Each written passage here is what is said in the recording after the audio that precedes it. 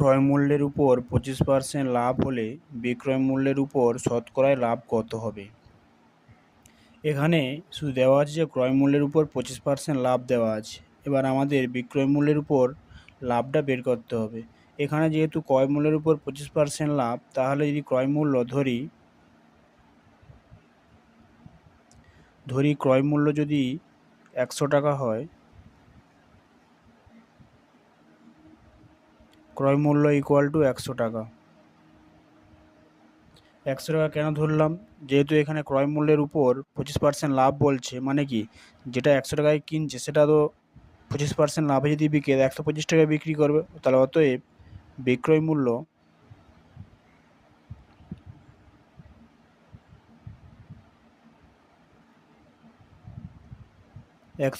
টাকা। ক্রয় মূল্য 100 টাকা, বিক্রয় মূল্য 125 টাকা হলে তার লাভ কত হবে? আমার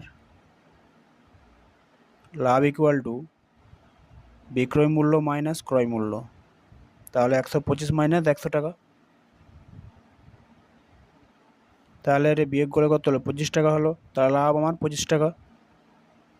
এবার এখানে কি বের করতে বলছে না, বিক্রয় মূল্যের উপর শতকরায় লাভ কত হবে। তাহলে বিক্রয় মূল্যের উপর লাভ কত হবে? বিক্রয় মূল্যের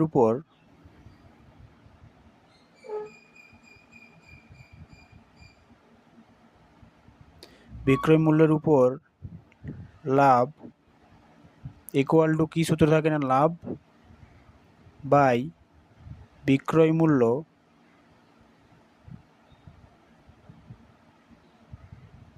ইন্টু 100 পাশে পার্সেন্টেজ।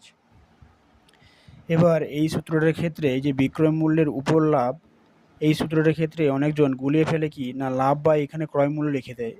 অ্যাকচুয়ালি নর্মাল সূত্রে কী হয়, যখন লাভের হার বের করতে হয় তখন কি না, লাভের হার ইকুয়াল টু লাভ বাই ক্রয় মূল্য হয় ইন্টু 100।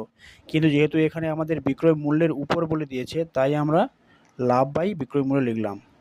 এবার এখানে লাভ 25 টাকা বাই বিক্রয় মূল্য কত ছিল, বিক্রয় মূল্য 125 টাকা ইন্টু যেমন 100 আছে সেরকম রাখবো। 25 পাঁচে 125, 5 20 100, তাহলে আমার উত্তর কত হলো? 20%। তাহলে অতএব বিক্রয় মূল্যের উপর শতকরা লাভ 20% হবে।